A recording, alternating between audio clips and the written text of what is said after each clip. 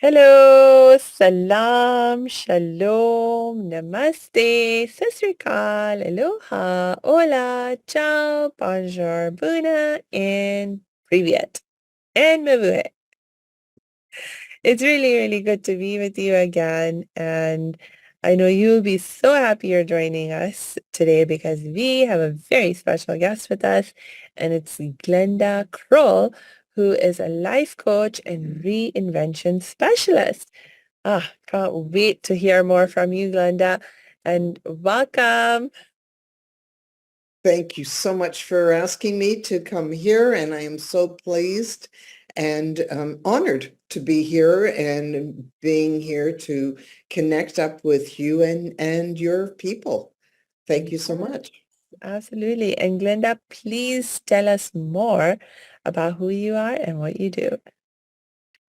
So, first of all, I'm coming to you today from Toronto, Canada, and that's where home is for me. I have been very fortunate to travel the world and meet people all through the world. And I have this thing in me that I just love to help people, and it's come from the very beginning of my life. And that is why I want to tell a little bit about my story so people can understand that I wasn't just the average soul who was born into an average family.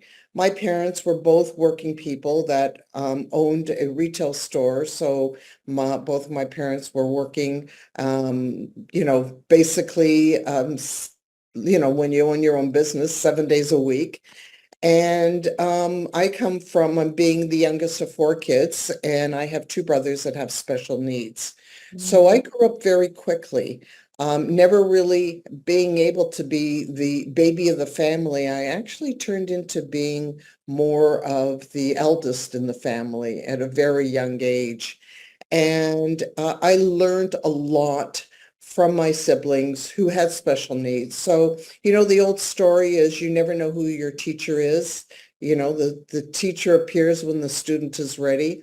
Well, so much of my life, that's what it's been about, of being the student, and teachers in my life have come in all sorts of ages and shapes and sizes. And I was even at a young age, very much a person that watched, and I watched with respect of whoever it was. Mm. So my learnings came at a very young age, and as I grew, I was an old soul. So I grew because as I watched even my siblings who had a major amounts of challenges, um, I always had a way of my own ways of teaching others about moving forward and becoming stronger in their own being. So that's where I started out in my life. And so the teacher aspect of me, the understanding of people with special needs, the understanding of people who couldn't do what the average person did out there, I became very much a person with advocate for people who were more challenged with life. It became more of struggles to do even the simplest things. So I end up having more compassion, empathy, understanding, and respect of people than, especially even as a young child. Yeah, It very differently, right? that's amazing. And I can relate to your story there.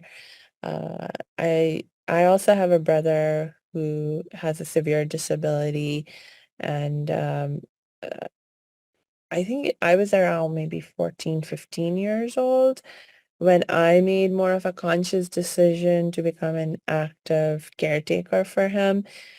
Prior to that, of course, because we lived together, I was always, as just a member of the family, aware of what his needs were, and I did what I could as a sister to help. But my mom was, the primary caregiver, and um, I was just kind of like the person helping out when I could on the side, as it were. But when I was in my teens, that is when, our family was going through some tough times, and my brother actually had an accident, which for anyone else would have been a relatively small thing. He just fell down, like literally just tripped and fell. But because of his condition, it got very complicated, and then he ended up in a wheelchair, and he has never been able to walk or even stand on his own since, and so that was the time when it really, like for me, it was decision time that am I going to step up and do more to help my brother and my mom because she was trying to handle everything by herself at that time. And I must say, I have learned so much from being there for my brother and helping him out. And then after I was helping him, I got the opportunity to start taking care of my grandmother, and then my other grandmother. And, so it's like I've been caregiving now for most of my life as well. And definitely, definitely, I agree with you. I'm also much more compassionate and empathetic person as a result of that. And that's exactly what ends up happening, right? So myself as well, from a young child, my parents had a business. So, when I came home, it was, the chores had to be done. You have to start making dinner right away. My brothers didn't do any of these things. I think my mother was very much overprotective. And, when I got older and I looked at life a little differently and also having children of my own, I sat back and really understood where she came from, because once you're a mom, you see things differently. But, as for myself, yes, most of my life, my dad passed away at a very young age. He was 62 and he died of colon cancer. And we had a lot of things that happened in our household as well. One of my brothers was in a major car accident, and it was in the midst of while my father was dying. So by that point in time, I was already married, and I stepped up to the plate right away and had to really be there. My mother was always the sole caregiver, but Mm, running a business at the same time was really hard. So mm, as being in the household, it was just part of the things you did. That you didn't think anything else of it. It was things had to be done in the house, and when nobody else is home or able to do it, you just step up and you do it. And you didn't feel sorry for yourself. You didn't have any of these things. You knew your parents were out working and they needed to work to bring home, you know, to bring home the food and clothing and all the rest for kids. And, it's a lot. And, we were told when times were good, we could have and do, but when times weren't as good, business was bad, you pull back. And these were great lessons, and the lessons that a lot of children aren't getting today. And it changes when you're growing up and you're being taught when, that, sometimes business is good and you can enjoy and you can celebrate and you can do, but when times that business isn't good, you are told that, that you can't have, and, you don't feel like as if you are hard done by. It's just sort of comes as it's a fact of life. We just accepted it. Yes, and to learn that, when it comes to our happiness and being able to enjoy our lives, it doesn't have to be dependent on money. It's like if the money is a little short for some time, that's just fine. You find other ways and other things to focus on so that you are still able to be happy and content and very much continue to enjoy your life as well. Hey, thanks for tuning into this episode. Hope you're getting value out of it. For your information, this episode has been sponsored by the Happiness 101 program. Are you a change maker, coach, trainer, or healer? Are chains of fear holding you back from making the impact and income you desire? Using a unique combination of positive psychology and the spiritual wisdom of our most effective change makers, the Happiness 101 program helps you break through your limiting beliefs and manifest the abundance and success you desire with fun and ease. Interested? Book a free Happiness 101 exploration call with me, your happiness expert, Samia Bano. Just use my online calendar link in the show notes. Now, back to the show. Right, when as long as, for as a child, in my time, we were able to, it was safe, you could go outside, you could play. And I lived on a street that there were a lot of kids, and we lived in everybody's houses, but you went out onto the street and you played and you jump roped and did all the things. Yeah. Well, that was part of the enjoyment of it, and you were relatively safe. We didn't even think about things like that back then. But you also didn't expect to have the all the extra things in life. It Right. was very much that you didn't need, you had a skipping rope, like really something very simple as a skipping rope that brought you happiness. Yeah. Yeah. Right? As your friends, you had chalk that you could make hopscotch on the road and on the sidewalks, and so you found your own way to find happiness and in contentment.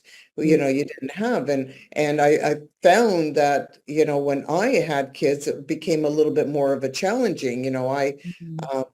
We bought a home and it was on a cul-de-sac, so it was nice. And they're all, again, a lot of young kids and they're all the same ages. But, we were blessed a little bit more that we were doing well in our life. But I came from that they didn't need all the extras. And even though that the other kids had, my kids would come and say, well, so-and-so has, and I would say, well, okay, well, you can enjoy what they have, but like I'm not buying the motorized car. You have a Yeah. bicycle. You have a bicycle, get some exercise. You go out and use your bicycle. You go outside and play. It's like and when we turn around and we're not worried about what the Joneses are doing, and you feel comfortable in your own skin and your own decisions, because it's the decisions that will help your child to grow a little stronger and not always be to, well, Johnny has, well, why can't I? Yeah. And it's really good that, parents have to learn that they have to be comfortable with the fact that you can say no to your child.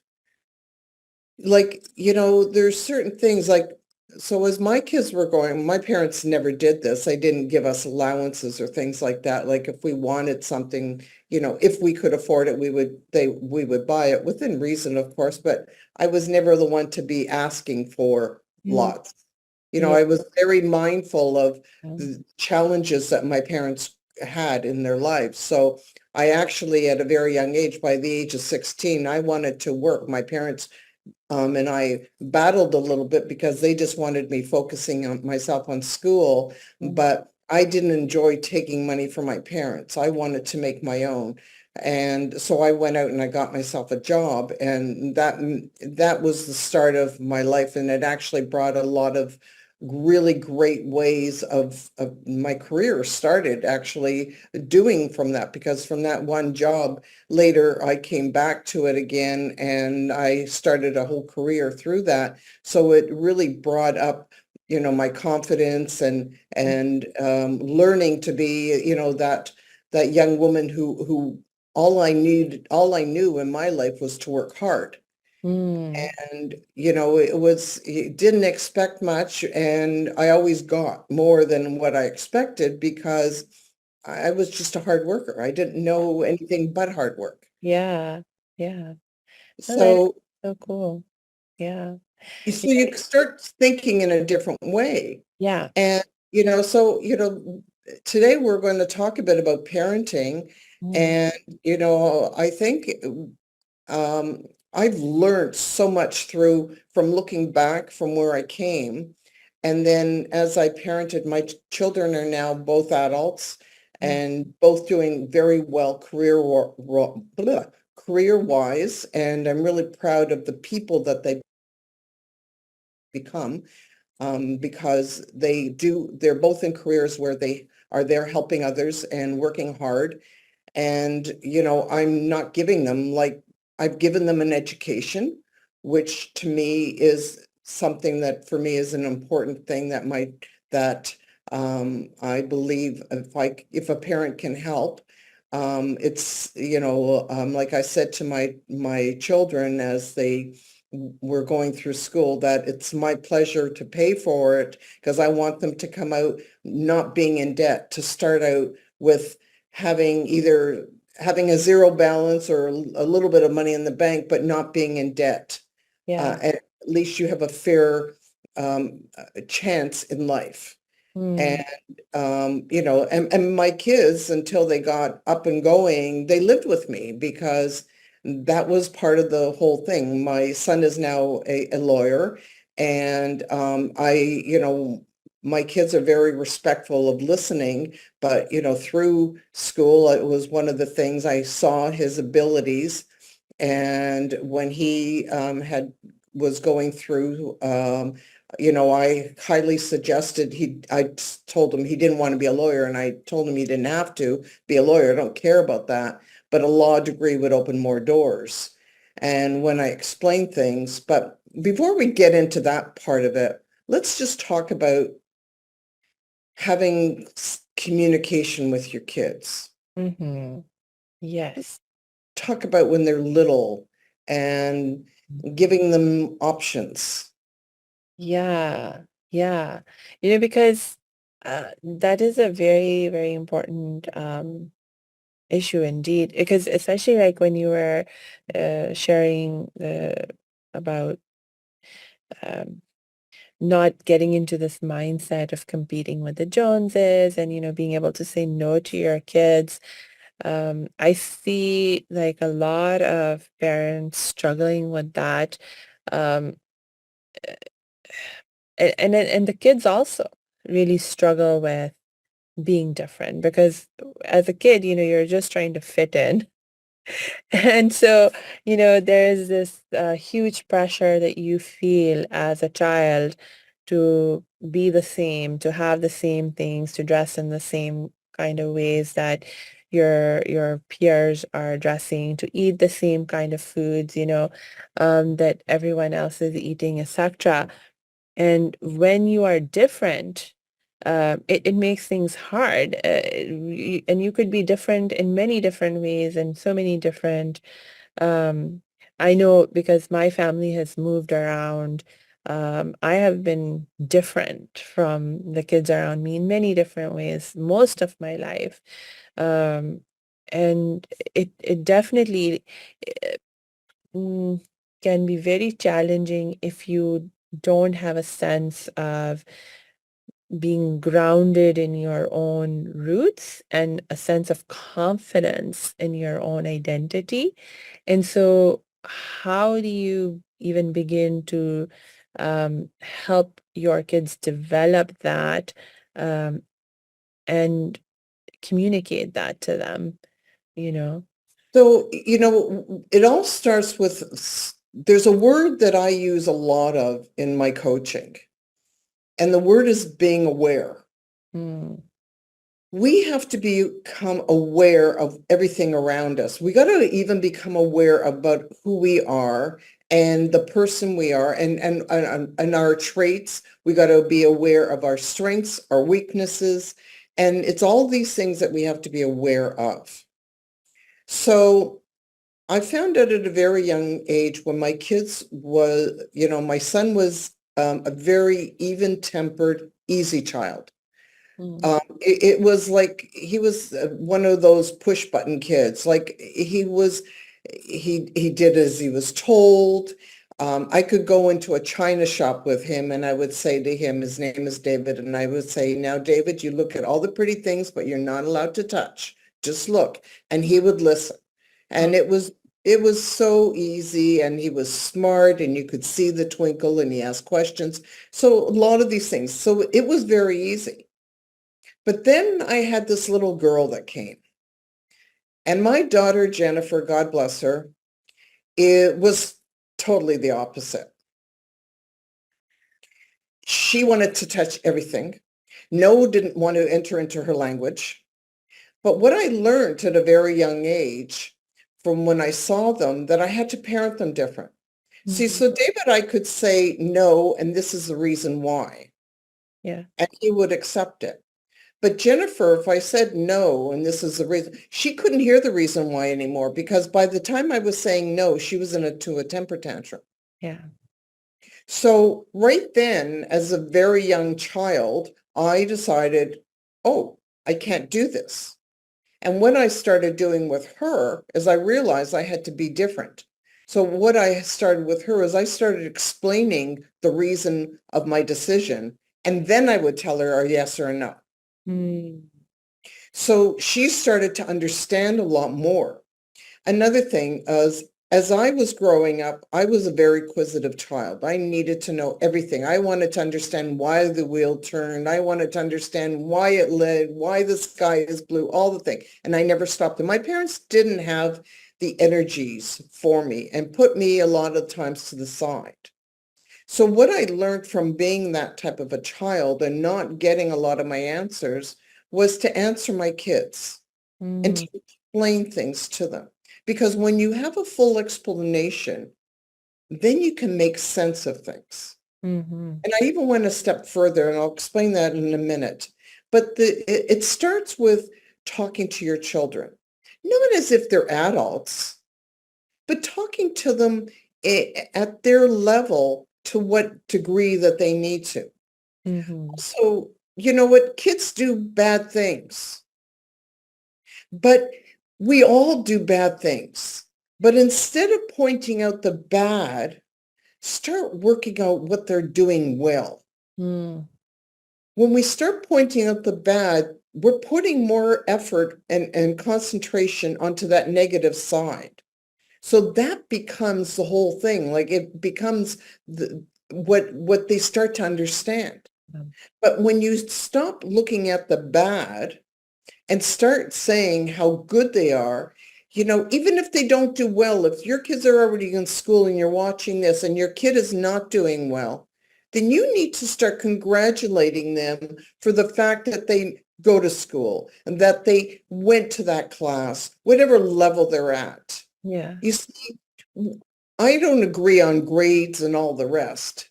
And I had challenges because my kids were, again, at both different levels. My son from day one was, that brilliance showed through.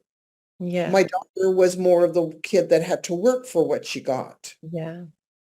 And it starts with that one thing. Pick, first of all, the good. Even no matter if there's a million things that are wrong, somewhere, somehow, there's something that they're doing right. Yes. Whether it's choosing their own clothes, whether it's the fact that they even smiled. I don't care what it is. We all learn better when we start to see somebody telling us what we're doing well instead of what we're not doing wrong, instead of choosing what we're doing wrong. Yeah. And you know what? Also, like in terms of how well you perform or not at school, this is like one of my, mm, like as a child growing up myself, the way that I got treated as a result of how I was performing in school and how I was treated in comparison to my brother and sister and my cousins, because most of my life growing up, I was living in a joint family system, so surrounded by my cousins and lots, in addition to my siblings. And I'm a half Indian, half Pakistani, and in our culture, if you are from my kind of a middle class family, there's a lot of emphasis placed on education because we see that as the way to lift, your family out of poverty and, keep, things good for the family and so on and so forth. But, you know, my problems, like I actually have a very good brain by the grace of God. I'm Yeah. smart. But things happen in your life. There was a period in time when I was highly traumatized as a child. I went through things and I was highly traumatized, and my performance in school dropped. I And it's like if you don't understand uh you know, and you're still like blaming your child or pushing them to fix the surface level problem of why are your grades down versus trying to look at the maybe root causes of why the child may be struggling in school. And there's so many kids that I know, the reason they're struggling in school is because they have some underlying struggle that no one's realizing. Like they could have, what's it called? like The ADHD or something like yeah, that. Or ADHD or that other condition where dyslexia. Am I saying that? yeah, yeah, Thinking of yeah. yeah, Yeah. or some, other Embarrassing. conditions that it doesn't mean that they cannot learn or that they're stupid. It just means that they need to learn in a different way. Their brain is just working differently than, other kids. And so once that is recognized, and if there are teachers who are educated and competent in terms of being able to help them learn in the different ways that their brain works, they start to perform brilliantly, you know?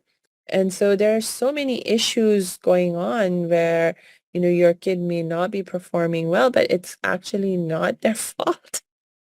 No, but what you can do as a parent, and I get that. You see, I as well did not do well in school.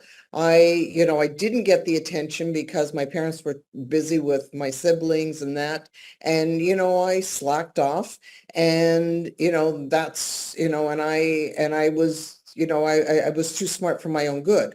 Right. And it was later that I realized when I actually started taking a course and I became a paralegal when I struggled in school, and all of a sudden I found my one of my areas where I had my greatest strength is when I could read a legal document. Mm, I could read a 10-page document and I would walk away and know everything in it. And I mm, didn't, all of a sudden I'm going, wow, I didn't realize that I could do all that. So, we do a lot of things, but what I started to do at a very young age, so what we talked about the fact of, you know, I believe in giving children some form of allowance, and I'm not talking about great numbers. I'm talking about so that they can start learning to save and start mm, learning that we all have desires. And instead of a child saying, I want, I want, I want, if you give your child, okay, $5 a week, depending on what level your family is at, but I'm saying a monetary amount, not, and according to their age too. But those come with responsibilities. You mm, learn to start making your bed. You put away your toys. You do certain things. If you do what you're told to do, you get some money that you can save up for something. So instead of the want to want to want, you stop that want to want, and that child has to learn that, okay, this is what it is. This is what it costs. And look at how long it's going to take you to save for that. So you're starting to teach lessons from the very beginning. And it's a great way. But there was one thing that I didn't make my children, I wouldn't allow them to buy, was books. mm, We started at a very young age that every single, my life was very much, um, it was very, I did everything like, well, we had times for everything, right? So the nighttime, the routines. My life was very much routine. Children really do well in routines. Mm, So when it came to bedtime, it was, you have your snack, you go, or you have first bath, get in your pajamas, you have your snack, you brush your teeth, and then we read books. And mm, every single night was a book we read. And at some points, I would snuggle up in the middle with both of my kids and we would read stories together. Or sometimes as they got a little older, I would spend, an hour with one. And as my son was a little older, he would be in his bed reading, and then I would come and join him and read to him. yeah. But the books you never spent your money on books, Mm, because the books is something I believed in. That was the key to start them to start to read. yeah. And the reading is what opens doors in life. Mm, So when you start a child reading, see, I started the math because I started teaching them about saving and handling money. And I also started them on the reading. And when my son was a very avid reader, and, so I bought books and he devoured them, and it was my pleasure. And my daughter struggled. So what I started doing was I looked and watched her struggling, and then I had this idea, which was the greatest one that I could think of for her, is instead of buying, let's see, if she was at a grade 1 level or a grade 2 level, I'd buy a grade 1 book level. I mhm, bought something that was easy, yeah. because it wasn't about just the reading, but it was the fact of accomplishing of reading a book. Mm, So when you get that excitement that, wow, I've read a book or a series, and once you start going through and you're starting to read more and more, you be able to build on your comprehension as yeah. well as the love of it. Mm, And from that, my kids became both very avid, strong readers, and that helped them all through life. Like my son felt when he went through law school that it was nothing for him, and he ended up graduating in an honors program at one of the top universities in Toronto, because law is all about reading. yeah. So he consumed the books, and today he's a criminal defense lawyer. He's got to read, and he's got to do all of his own research for every trial that he does. So the reading isn't a difficult part. It's not just about reading, but it's comprehending what you're reading as well. Yeah. Yeah. So, there's so many ways that we can encourage our child, because when you spend also that time with your children on a one-on-one and things like that, Mm, you can see if they're having struggles. You yeah. can see if they can read, if they can't read letters, if they're having problems moving things around. Yeah. You also form that bond, and that bond starts at a very young age. Yeah. So your child grows. The other thing that I'm trying to get as much in, so that, because these are some really important lessons that I want parents to really look at, is, I had this idea, and I started it with my kids at a very young age. And a lot of these things, I don't know where they came from. There was just ideas when I saw that I needed to get my children moving or get them connected and help them, to build themselves up.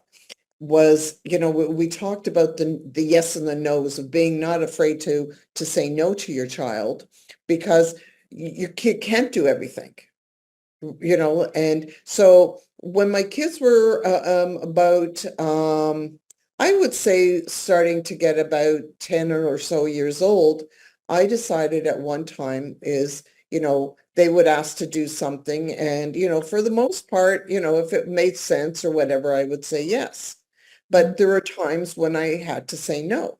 So I explained to them about that. But I also came up with an idea for them, which changed everything in my parenting, that if it's something that is going to be hurtful for you, dangerous for you, then my answer is always going to be no. And mm, and I'm the parent, and this is having respect for what I decide. yeah. But if there's something that you want to do and you feel that I'm being unfair by saying no to something that you really want, then you have to come back to me and explain to me why I should be changing your mind. You have to come to me and explain why I need to be reassessing this situation. Mm.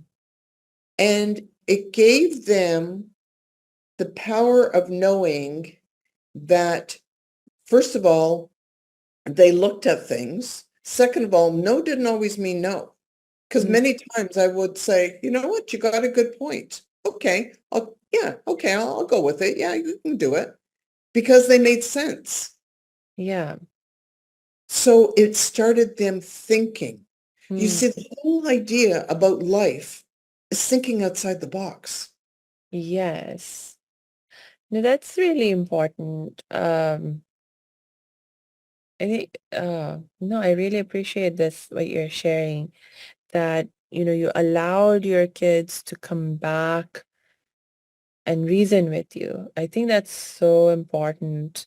It teaches us a different form, like in any relationship, it's not my way or the highway. Yes.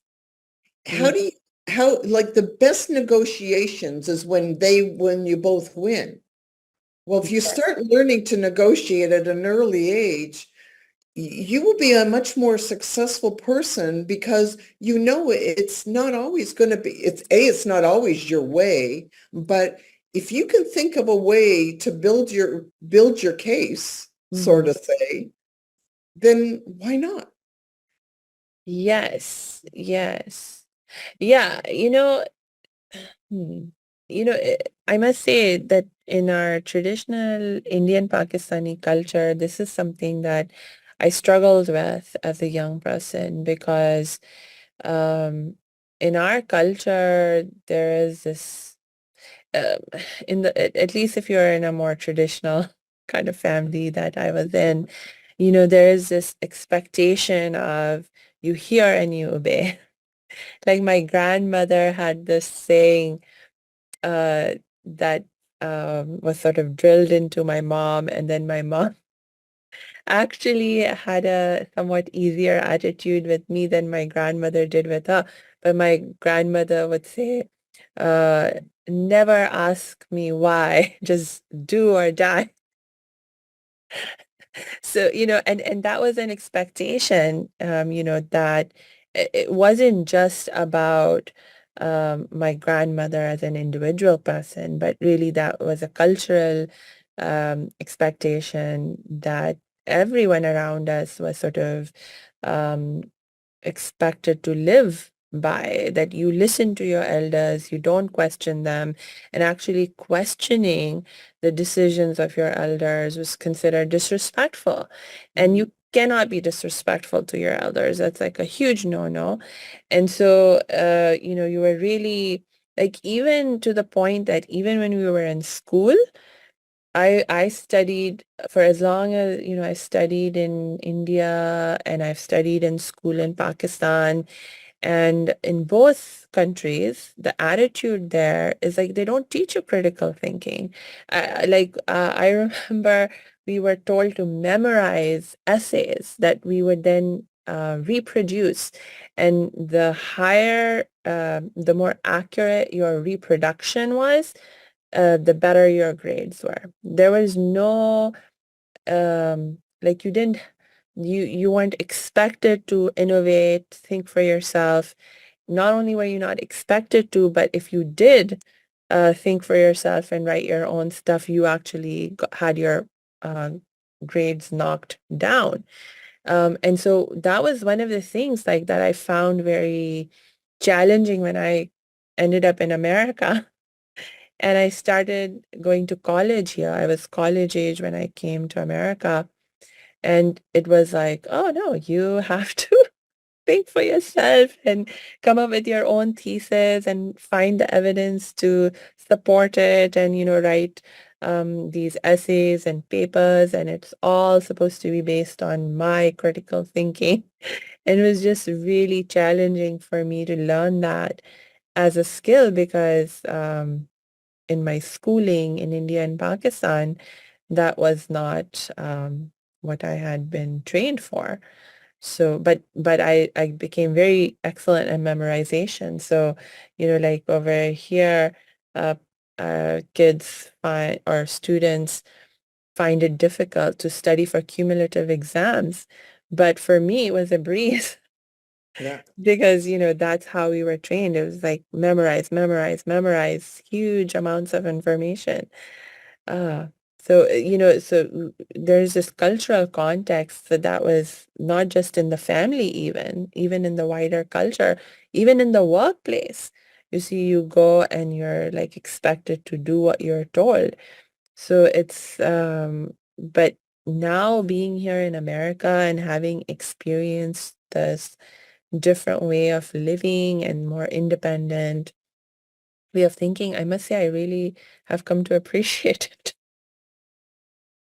Well, you know what, listen, it's always important to show respect. And I believe through, both of my kids are extremely respectful. They both are working both of them have always maintained jobs for years.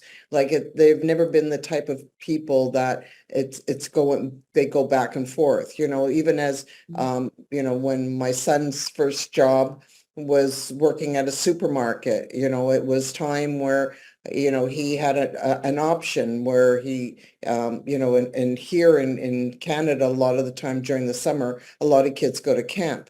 And it was around 15 or it was 16 because he was very much into the computer, and I didn't like the fact that all he wanted to do was be on a computer. Mm. So he had the option. He either went to camp where he could work with, children and doing things. And he was a great swimmer, so he could have worked at that point, even with swim staff or whatever, because, I always did activities to build them in different areas, or he had to have a job. And he decided he didn't want to go to camp. So, he just felt that, oh, he'll probably do nothing. And then, I'll just, after a while, let it go, right? But that's not who I am. So, I was out one day shopping, grocery shopping, and I went to the clerk when I was cashing out, and I said, are you hiring, kids? It's summertime now, it's just starting. Are you hiring kids for the summer? And they said, oh, yeah, I am. I said, okay, great. I'll be back in a half an hour with my son. And I came home, and I came, he was, of course, at the computer, and I came home, and I said, you know, get your shoes on. We're going. He said, where are we going? I said, you're going for an interview. You're going for a job. And he looked at me and he says, no, I don't want to. I said, you have a choice. You either are going to camp or you're getting a job. You're not sitting home. You're 16 years old. You do something. And since you're not going out to get the job, you're going for this interview and you're going to go and get a job. Well, lo and behold, he ended up getting the job, and he worked behind the deli counter at the local supermarket. And even till today, he held that job for 2 years. And even till today, he still says, that was probably one of the best training jobs he's ever had. Mm. And because there were things that he would never have done. He wasn't a kid who he wanted, like my daughter was a kid who loved to get her hands dirty. He wasn't like that. Yeah. So he had to do things that he didn't want to do, and that was his job. Yeah. Things that I couldn't make him do at home when you're out there working, and he knew he had no choice. You're going to come home and tell me that you're not going to have your job. He knew he would have to deal with me. Like maybe I'm fair in some ways, but if it would come to that, he knew it wasn't. He also knew the responsibility. You go to work, Mm. you got up, you make sure that, you're enough that you take the bus, you start having the responsibility of getting there on time and doing what you can and respecting your boss and you ask questions, but ask them in a kind, honorable way Mm. with respect. There's in life, there's two different ways to talk to people. We can talk with understanding and compassion and with gratitude and respect, or we can talk to somebody and make them feel really like they're nothing. And that's not what it is. Life is about taking what you have and honoring somebody else as well. Mm-hmm. Mm-hmm. Yes. It makes me realize what you've just been sharing, that what you were talking about earlier about being aware, how important it is to be aware and to really know your kid and to treat them in the way that works with their personality and character. And Uh, their strengths. yeah, yeah. Working with their strengths, but building their weaknesses at the same time.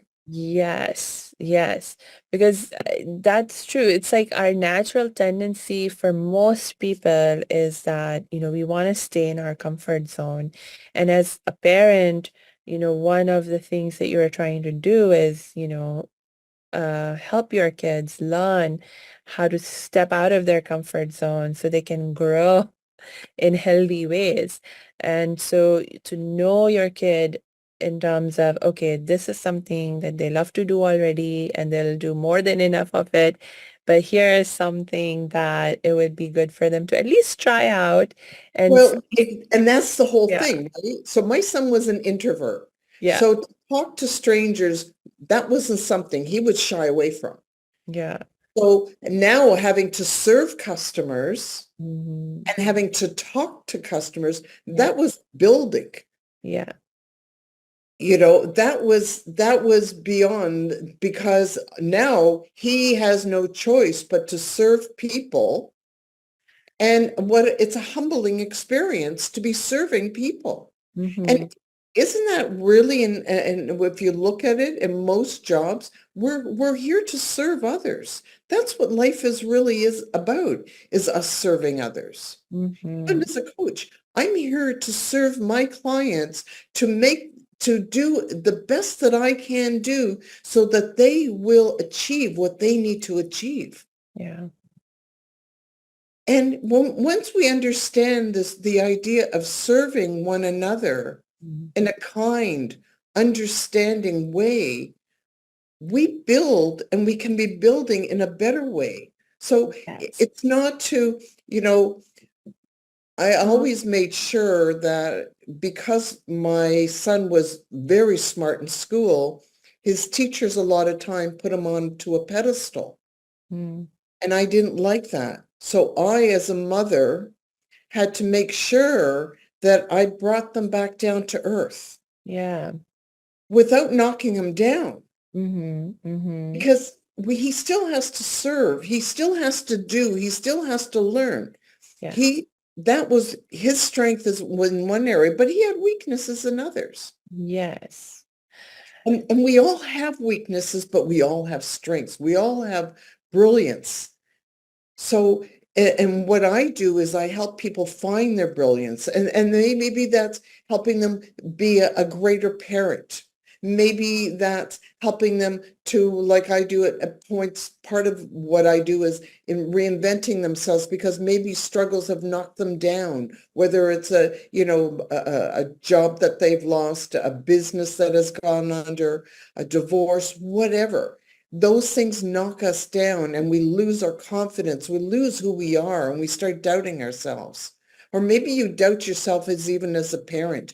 Did I say something that, am I going to ruin my kid because of that? And I know, because this is what was going on in all of my friends' minds of what we were doing. Were we doing good to our kids and not? But I knew that in my own way, because I was keeping my kids grounded, keeping them humbled, teaching them what from right from wrong, having them learning respect.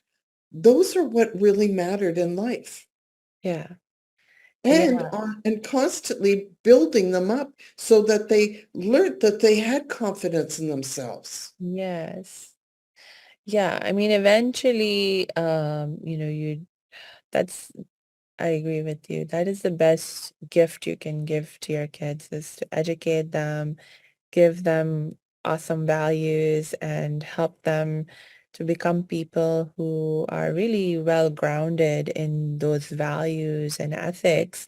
And then, at some point, they have to transition to making their own decisions and living their own lives and so forth. But then by that time, they are well prepared this way. Well, that's the whole idea, at a certain point, we got to let them free. It's like Mm. releasing the caterpillar, as it goes into its cocoon and as it grows and it becomes the butterfly, that's when the butterfly flies away and now the butterfly is free. And Yeah. that's the whole thing with your children is you've got that little caterpillar and as it needs to grow and it needs to be fed and nourished and loved and like there's not enough there, there sometimes love is also saying no. So Mm. it's not that you have to constantly be saying yes to your child. You Yeah. have to sit back and sometimes I just did a video today about the pause. Sometimes we need to step back and have that pause because we need to really think to ourselves if something is going on in your household, instead of jumping at a decision, you can also tell your kids, I'm going to think about it and I'll let you know, or maybe Mm. tomorrow I'll come up with a decision. You have a right. We don't need to be answering questions or saying something. If you're not sure, take a pause. Yes. Yes. That is such a critical lesson to learn and to teach. Ah, yes. Huh. Yes. You know, we will have to start wrapping up soon, but my gosh, thank you so much. You've shared so much wisdom with us, Glenda, and my God, I keep having all these like other questions that I want to ask you and more stories that I want to share because you just bring up so much for me. Um, but I am being mindful of time for both of us. Do you have any last thoughts that you want to share? You know what? The most important thing that you can give to your child or children is first of all your time. Mm, Children need time with their parents.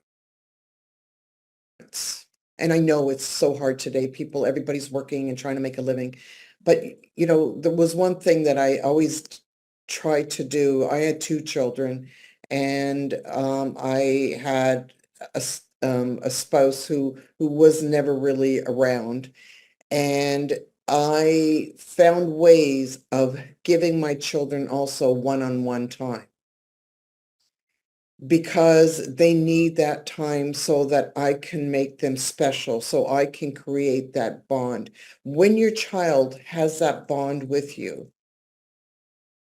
when things go wrong, when I'm talking about later in life, when your kids start to get into, you never know, once they get into a certain age, you don't have that control anymore. mm, Once you form that relationship, that connection, that understanding that you are understanding person. You're not going to jump off the roof. You're not going to be anger at them. Once your child knows that if something happens, they'll come to you. My yeah, children always came to me. yeah, And when you know that you can be fair-minded, and like I said, if something's happening and you're too much into it emotionally, then take a pause. yeah, Step back. Stop and think. Sometimes you might need to even sleep on it. It's okay. But learn that children need love, understanding, compassion, and they need to know that there are rules in a house. yeah, yeah, And those are some of the most important values in life that I can share that gave me the relationship, and not just with my children. My house became the house where everybody hung out, where the place where when they were scared to go home, they came to me.